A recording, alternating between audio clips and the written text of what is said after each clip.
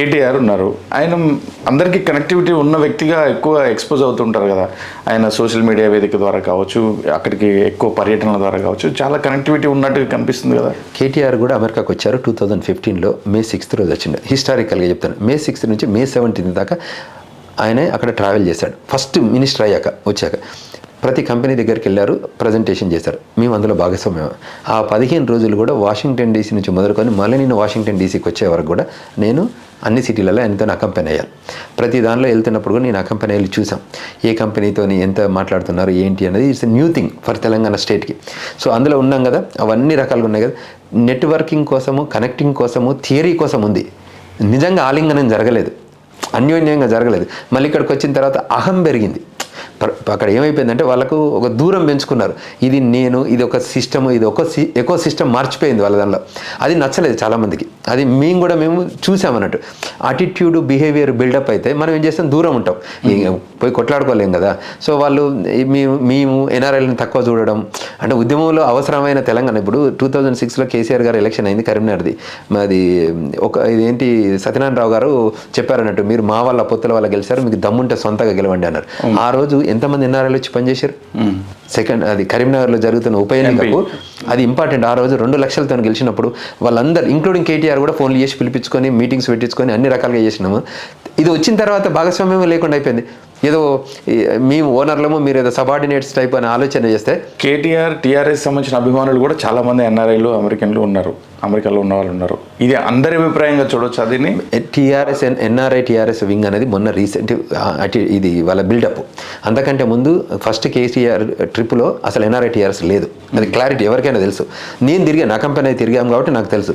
తర్వాత ఎవెన్చువల్గా it is a virtual entity.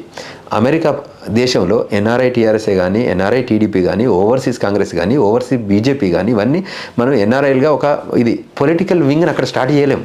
Because that is not there space. ఇప్పుడు అమెరికాలో ఎన్ఆర్ఐ టీఆర్ఎస్ అనేది ఒక రిజిస్టర్డ్ ఎంటిటీ ఉండదు. ఇప్పుడు మన దగ్గర అంటే పక్క రాష్ట్రం, ఇప్పుడు ఎన్ఆర్ఐ టీఆర్ఎస్ అనేదాన్ని పక్క రాష్ట్రంలో నిర్మాణం చేయాలంటేనే దాన్ని బీఆర్ఎస్గా మార్చినాం మనం. పక్క రాష్ట్రానికి వెళ్ళి మనం రాజకీయం చేయాలంటే, అటువంటిది భారతదేశం దాటేసి అమెరికాలో మనం ఎంటిటీ రన్ చేయాలంటే ఇబ్బందికరమైన పరిణామం ఉంటుంది. సో అందువల్ల అది వర్చువల్ ఎంటిటీ, ఏదో గ్రూప్ ఆఫ్ పీపుల్ కలిసి పెట్టుకున్న ఒక వాట్సాప్ గ్రూప్, ఒక యాహూ గ్రూప్, ఒక ఫేస్బుక్ గ్రూప్ టైపే తప్ప it is not a registered entity. అక్కడ అది చేసి పాలిటిక్స్. నేను ఎందుకంటున్నా అంటే విసు అన్నగా అందరి వాడిగా ఉన్న వాళ్ళు ఇంత విమర్శ చేస్తుంటే వారి వైపు నుంచి కూడా మీ మీద విమర్శలు వస్తాయి కదా అని వెల్కమ్ చెప్తాం. తెలంగాణ ఉద్యమంలో, తెలంగాణ భావజాలం అనుకో, తెలంగాణ రాష్ట్రం కోసం టీఆర్ఎస్ గురవగాదంలో మేము పాత్ర పోషించాం. ఎందుకంటే ఆ రోజు తెలంగాణ అంటేనే టీఆర్ఎస్ అంటేనే తెలంగాణ టైప్ ఆడ ప్రజెంట్ చేశారు. మేము అప్పుడు ఏమన్నాం, తెలంగాణ నిలుపుకోవాలంటే ఇప్పుడు ఉన్నోడు బక్కోడో సక్కోడో నిలబడ్డోడు ఒకతనైనా మనం ఉద్యమాన్ని తీసుకెళ్తుండు, మనం అందరం దానికి సపోర్ట్ చేయాలి అని. దానికోసంలో మేము చాలామంది మా మిత్రులను కూడా లూజ్ అయినాం. అంటే కోర్ టీఆర్ఎస్ యాక్టివిస్టే కాకుండా, అంటే యాక్టివ్ బొమ్మ పెట్టుకోవడం కాకుండా, అప్పుడు తెలంగాణ సమాజం అంతా కూడా తెలంగాణ రాష్ట్ర సమితి వైపు చూసింది. మనందరికీ తెలుసు, ఎందుకంటే ఉద్యమం ఎత్తుకున్న పొలిటికల్ పార్టీగా అది ఒకటే ఉండే ఇక్కడ. అప్పుడు మెల్లమెల్లగా స్లోగా బీజేపీ 2 రాష్ట్రాలు, 1 ఓటు 2 రాష్ట్రాలు, దీనిలో అన్ని రకాలుగా ఉన్నాయి. కాబట్టి మేము ఈ వీళ్ళే అని అంటలేము. మనం ఫస్ట్ 5 yearsలో కామెంట్స్ చేయలేదు మేమేమి. సెకండ్ 5 yearsకి వచ్చేసరికి అహం వచ్చింది. చాలామంది ఎన్ఆర్ఐస్కి కూడా, వాళ్ళు ఎన్ఆర్ఐ టీఆర్ఎస్ కూడా అన్హ్యాపీగా ఉన్నారు. వాళ్ళేమి హ్యాపీగా ఉన్నారు ఇదేం లేదు, వాళ్ళని కూడా గౌరవించలేదు, ఎవరిని చేయలేదు. ఇది మేము ఆ 4-3 ఇదే మేమే నిర్ణయం తీసుకుంటాం, మా వలన అయిపోతుంది. నేను ప్రజలలో ఉండటంలో, నేను 33 జిల్లాలలో అన్ని జిల్లాల పర్యటన చేసి వచ్చిన. నేను దూరం నుంచి మాట్లాడను, అందులో భాగస్వామ్యం అయినాకనే మాట్లాడతాం. ఇప్పుడు కొన్ని సెక్టర్స్లలో ఇన్వాల్వ్ కాకపోతే మాట్లాడవు. పొలిటికల్ సెక్టర్లో కానీ, ఇక్కడ డెవలప్మెంటల్ సెక్టర్లో కానీ, నాకు సెక్రటరియట్లో కానీ మీ అందరితో మాకు పరిచయం ఎట్లయింది, ఉద్యమంలో పనిచేసినప్పుడు పరిచయాలే చాలామంది. ఈ పొలిటీషియన్స్ అందరితో కూడా నాకు అయింది పరిచయం ఉద్యమం టైంలో. అప్పుడు ఏం ఆశించకుండా గౌరవం ఉండేది.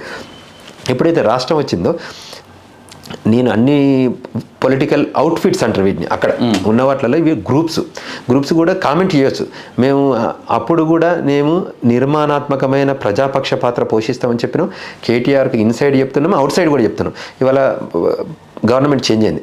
ఇప్పుడు కాంగ్రెస్ పార్టీకి కూడా మేము ఇన్సైడ్ చెప్తాము, అవుట్ సైడ్ చెప్తాం. కొన్ని ఇన్సైడ్ షేర్ చేస్తాం, కొన్ని అవుట్ సైడ్ షేర్ చేస్తాం, అంతే కదండి.